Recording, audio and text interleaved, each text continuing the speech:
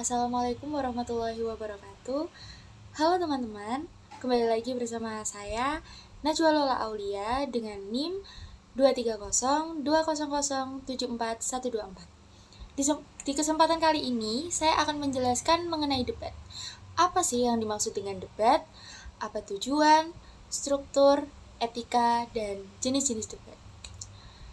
Jadi, mari kita bahas mulai dari yang pertama. Apa sih yang dimaksud debat itu? Debat adalah sebuah aktivitas yang melibatkan dua pihak atau lebih yang saling berargumen untuk mempertahankan pendapat masing-masing. Debat biasanya dilakukan dalam rangka mencari solusi terbaik dari suatu masalah atau untuk menentukan suatu keputusan yang akan dibuat. Dalam debat, terdapat beberapa unsur penting seperti topik atau masalah yang dibahas, tim afirmatif atau bisa disebut dengan tim pro, dan tim negatif atau dapat disebut dengan tim kontra, pihak netral, moderator, dan penulis atau notulen. Selain itu, debat juga memiliki struktur yang terdiri dari pengenalan isu, rangkaian argumen, dan penegasan ulang atau kesimpulan. Jadi, mari kita bahas satu persatu. Yang pertama yaitu tentang pengenalan isu.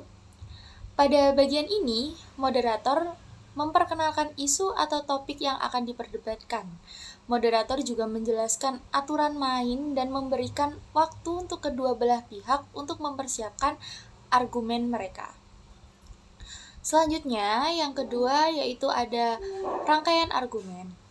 Pada bagian ini, kedua belah pihak mempresentasikan argumen mereka secara bergantian. Setiap argumen harus didukung oleh data dan fakta yang valid. Baik, yang selanjutnya yaitu yang terakhir, yang ketiga, yaitu penegasan ulang atau biasa disebut dengan kesimpulan.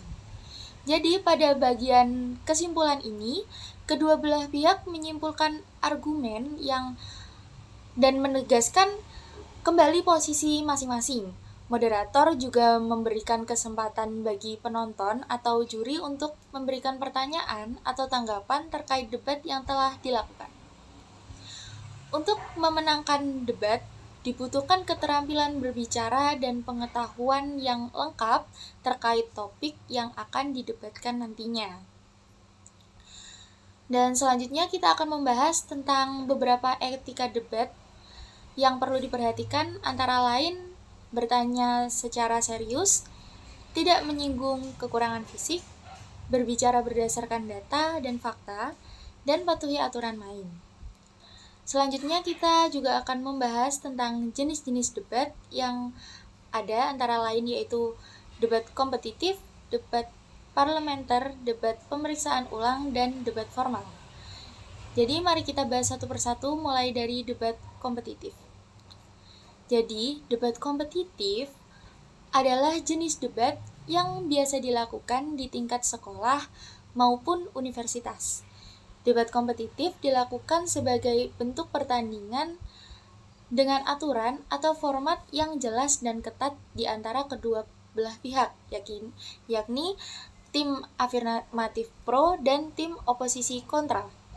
Jenis debat ini disaksikan oleh satu atau beberapa juri yang ditunjuk untuk menentukan pemenang dari debat tersebut. Pemenang dari debat kompetitif adalah tim yang berhasil menunjukkan pengetahuan serta kemampuan debat yang lebih baik. Selanjutnya kita bahas tentang debat parlementer. Debat parlementer adalah jenis debat yang dilakukan di parlemen atau lembaga legislatif suatu negara. Tujuan debat parlementer adalah memberi atau menambah dukungan terhadap undang-undang tertentu. Dalam debat ini, semua anggota berkesempatan untuk berbicara.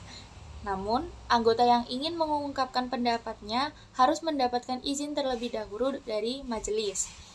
Kegiatan debat yang dilakukan oleh anggota parlementer termasuk debat formal.